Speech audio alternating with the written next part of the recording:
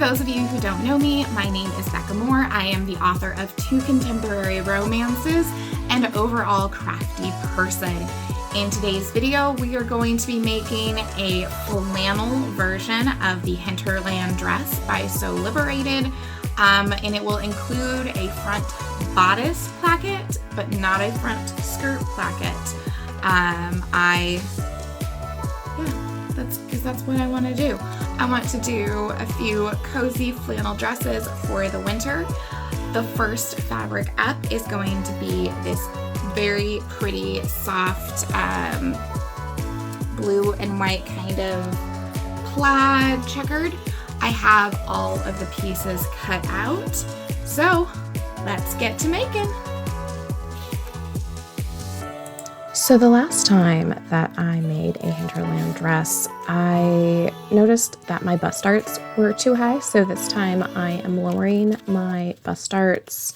I think I lowered them about 2 inches, and this was the first time I had ever done this. And so you will see me struggle here on how to do this. I had to find my ruler. There was more measuring than I expected, but honestly, I'm really pleased with the results and will likely be doing this for all future Hinterland makes and possibly other dresses or anything with darts in the future.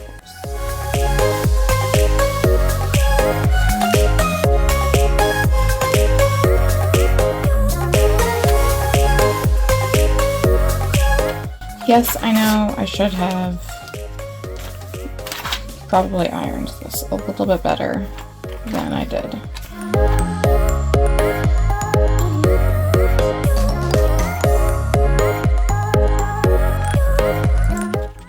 So here you'll see me trimming away the excess paper from my modification, and I couldn't find my actual Scotch tape, so I'm using washi tape, and it worked okay. I think it came apart 1 or 2 times, but you know, c'est la vie.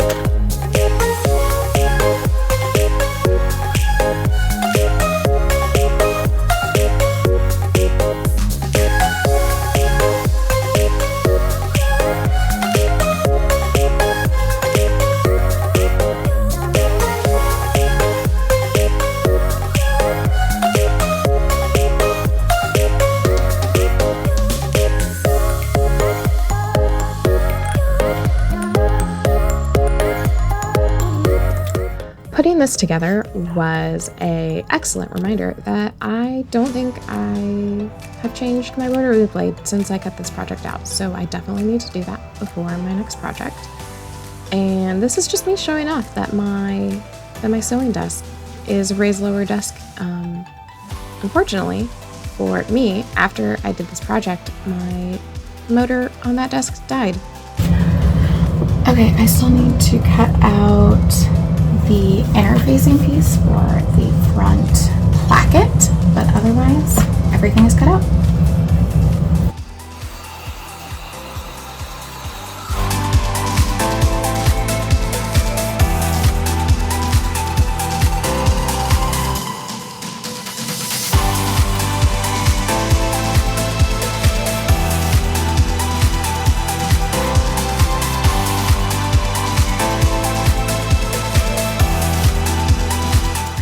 I could not find a safety pin or one of those little turner things that you use for tubes when I was making my waist ties, and so I used the screwdriver that I have.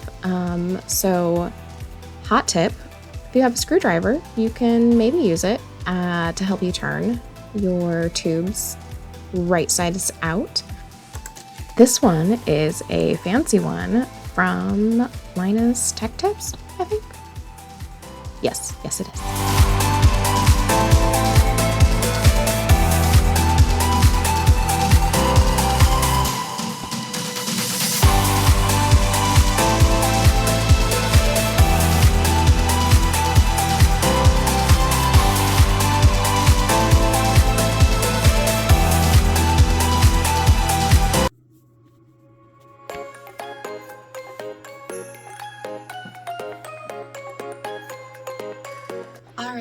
I wanted to give it's not even mid sewing update, it's just an update.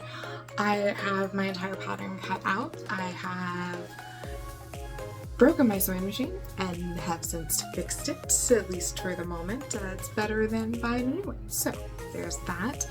I have my waistband ties sewed up and ironed, and next up we'll be starting to put the pieces together and going from there. Bye.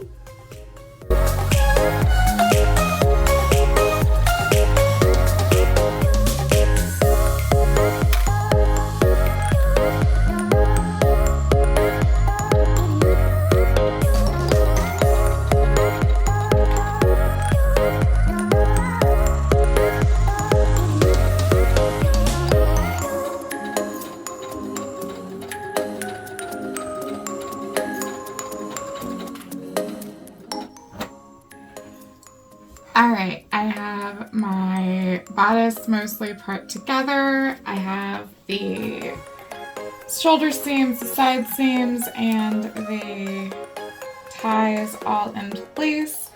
I believe the next step is the shoulders. Oh my god.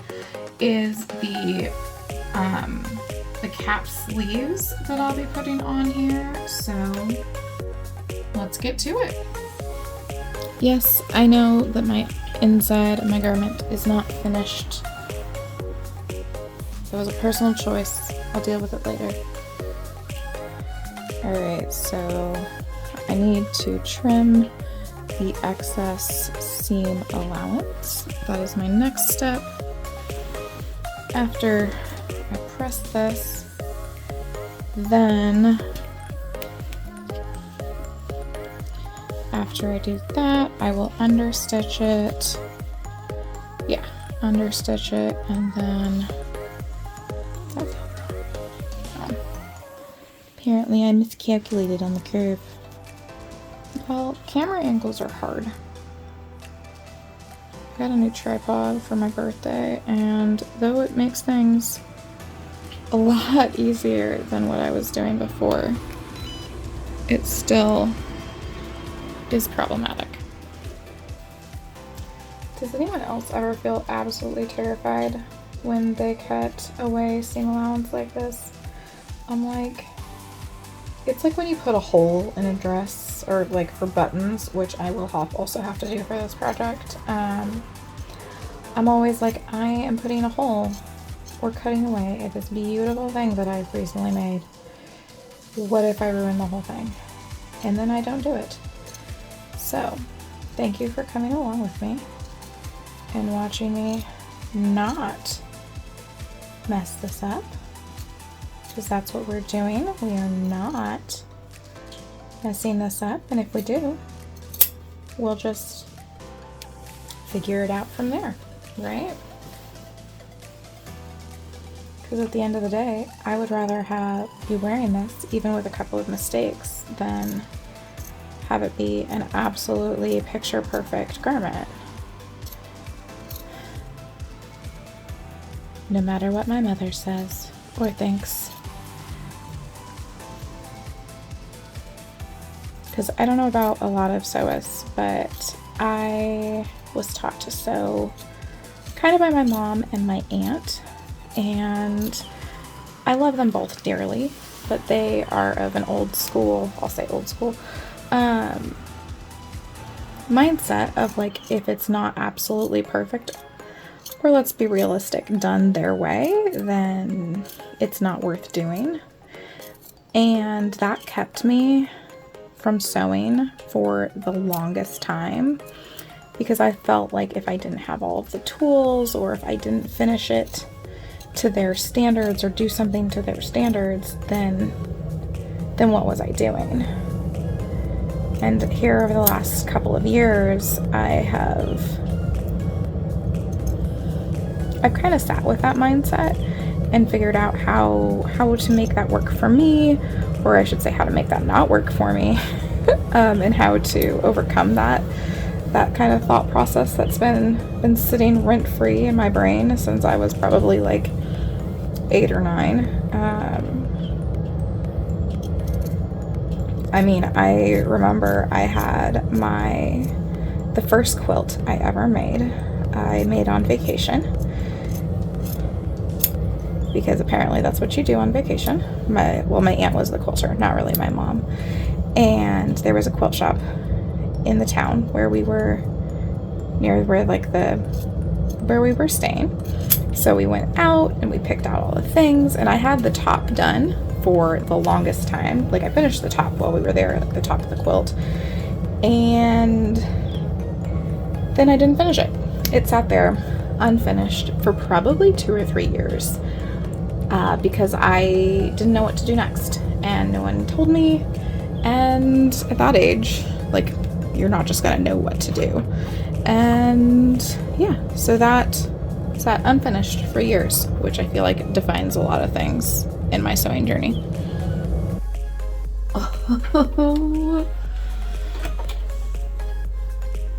I played chicken bobbin in one. Chicken bobbin? I played bobbin chicken. My God.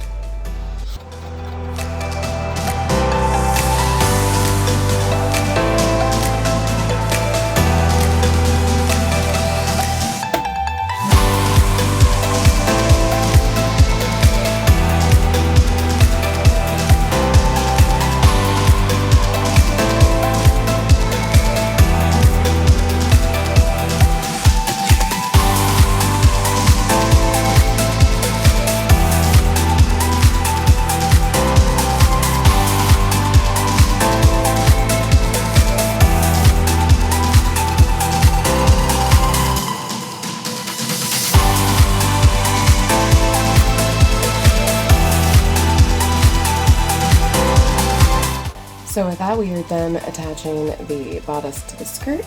I just need to hem it and see how it fits, and I'll see you when it's done.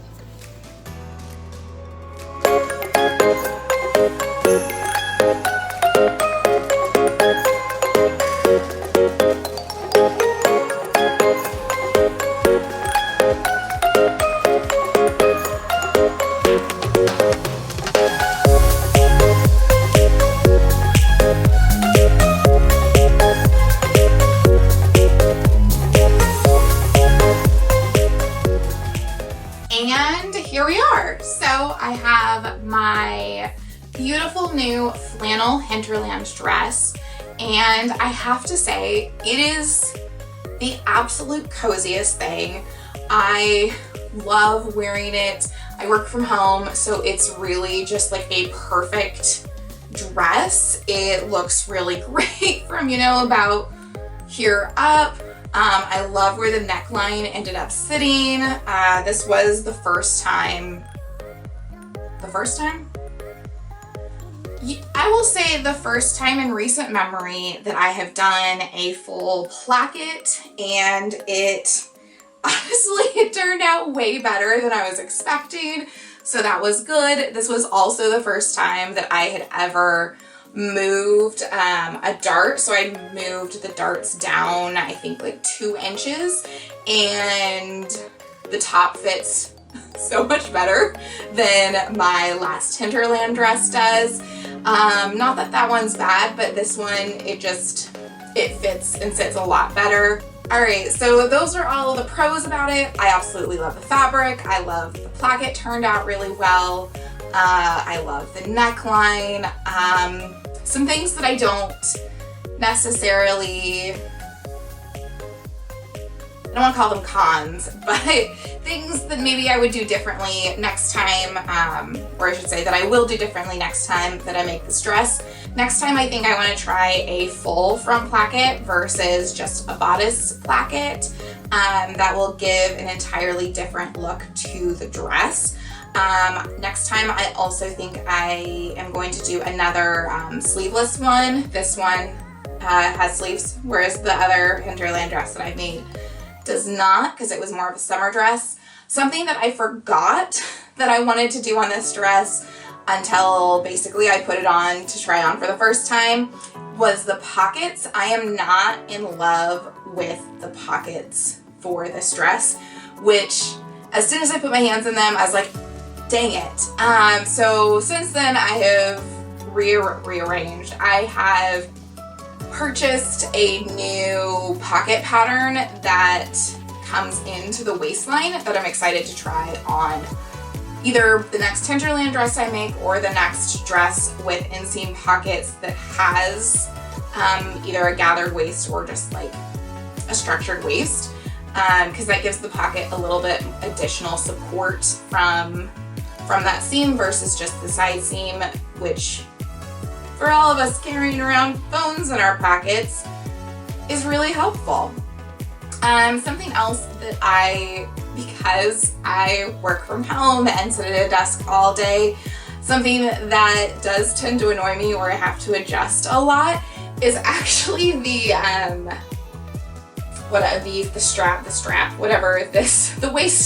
waist ties. There we go. I have to continually like move the knot of the waist ties, and I tend to end up tying it more towards like the side, which really is just not a problem with the dress itself, but more my usage of the dress. I also think this next time I make one, I might hem it a little bit shorter. The last one that I made, I hemmed at the natural length, which is below the knee on me. And I think for the next one, especially if it's going to be more of a summer dress, I want to make it a little bit shorter. So overall, I still love this pattern. I think especially with bust adjustment that the top fits really well. I think in the future I might just take the bodice pieces and see what else I can make that fits this great, because I really do like the fit and feel of this bodice. There's just a couple of additional side pieces that I'm hoping to figure out the next time I make it. If you've made it to the end of the video, please leave a comment. Let me know what you think. What pattern should I try next? Also, don't forget to hit that like button or subscribe if you'd like to see my content. Thanks for joining. See you next time. Bye!